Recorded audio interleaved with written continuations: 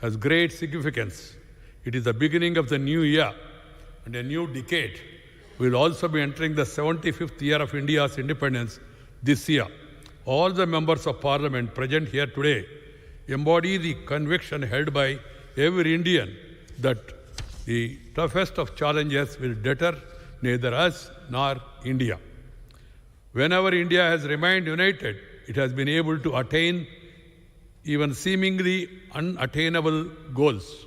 This solidarity and Pujya Babuji's inspiration had given us freedom from hundreds of years of colonial rule. Echoing the same spirit, Assam Kesari, Ambikagiri Rai Chaudhary, the nationalist poet, has said, Om Tat Sat Bharat Mata Ek Chetanat Ek Dhyanat Ek Sadhonat Ek Avegat Ek Hoija Ek Hoija. That is, India's grandeur is the ultimate truth.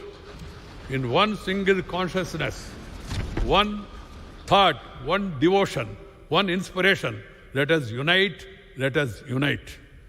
This unity and dedication of Indians have enabled the country to overcome multiple adversities.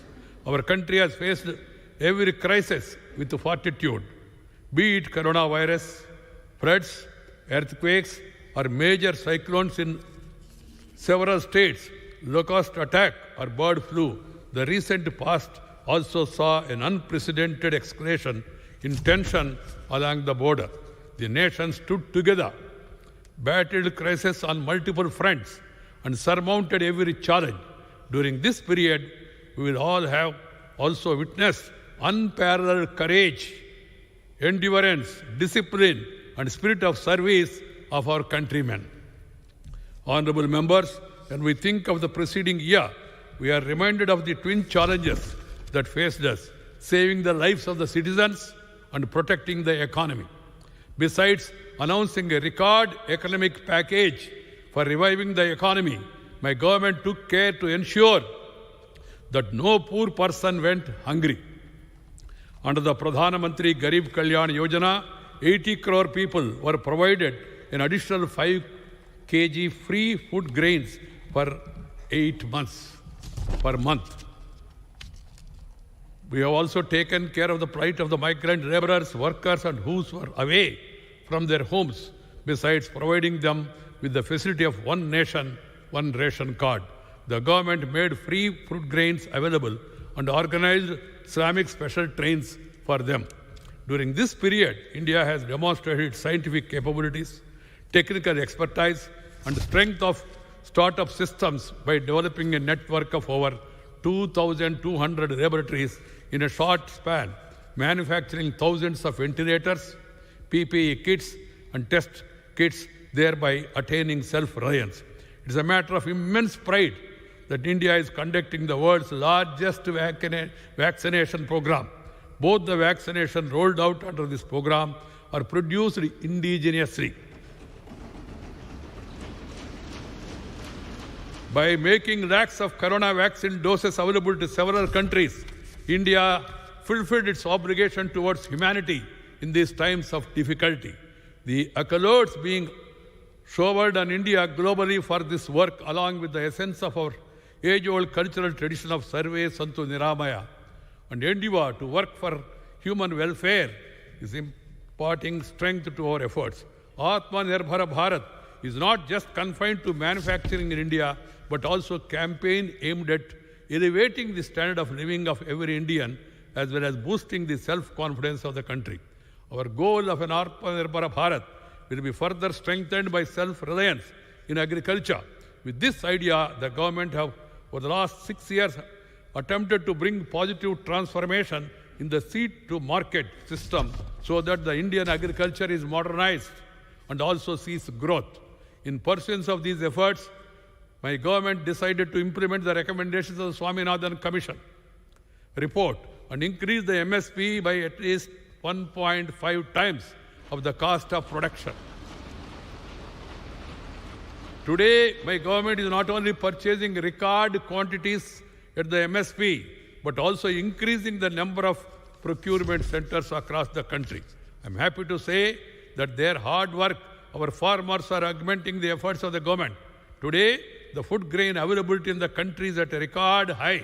2008 and 9, the food grain production in the country was 234 millions, whereas in 2019-20, the production has increased to 296 million tons. During the same period, the production of fruits and vegetables have also increased from 215 million tons to 320 million tons. I congratulate the farmers of the country for these achievements. Honorable members, my government accords priority to the small and marginal farmers too. In order to provide expenditure support to these farmers, almost 1,13,000 crore rupees have been directly transferred to their bank accounts under the Pradhana Mantri Kisan Samman Nidhi, Pradhana Mantri Fasal Bhima Yojana. Has also benefited small farmers of this country. After extensive consultation, the Parliament have approved 3 important farm reform bills 7 months ago. And the benefits of these 3 important farm reforms have started reaching more than 10 crore small farmers instantly. Appreciating the advantage that these reforms would bring to small farmers, several political parties too had, from time to time, expressed their support. The discussions over these reforms in every part of the country for over 2 decades and the demand for these reforms at different fora were also reflected during the deliberations in the House. Presently, the Apex Court has stayed the implementation of these laws. My government respects the decision of the Apex Court and shall abide by it. My government has always respected freedom of expression and holding of peaceful agitations in a democratic setup. However, the recent acts of dishonoring the national flag and showing disrespect to the auspicious occasion of the Republic Day are unfortunate. While the Constitution gives us the right to freedom of expression, it also expected that we abide by the laws and rules with equal sincerity. My government wants to make it clear that the rights and facilities available under the system prevailing before the enactment of these 3 new laws are not going to be affected by any way. Rather, these agriculture reforms, the government have provided new facilities to the farmers and has empowered them. In order to enhance the profitability of agriculture, my government is also placing emphasis on creating modern agriculture infrastructure. The Agriculture Infrastructure Fund for 1 lakh crore rupees have also been started for this purpose. Honorable members, drawing inspiration from Baba Saheb Ambedkar, my government is working on the ambitious scheme of Jal Jeevan Mission. Besides delivering water to every household, Har Ghar Jal, work on water conservation is also progressing in a rapid pace. I'm happy to say that under the scheme, 3 crore families have been connected with piped water supply so far. Under this scheme, water connection is being provided on priority to brothers and sisters belonging to the scheduled caste and scheduled tribes as well as other deprived sections of the society. Under the Pradhana Mantri Gram Sadak Yojana, construction of 6.42 lakh kilometers of road network has been completed in the rural areas of the country.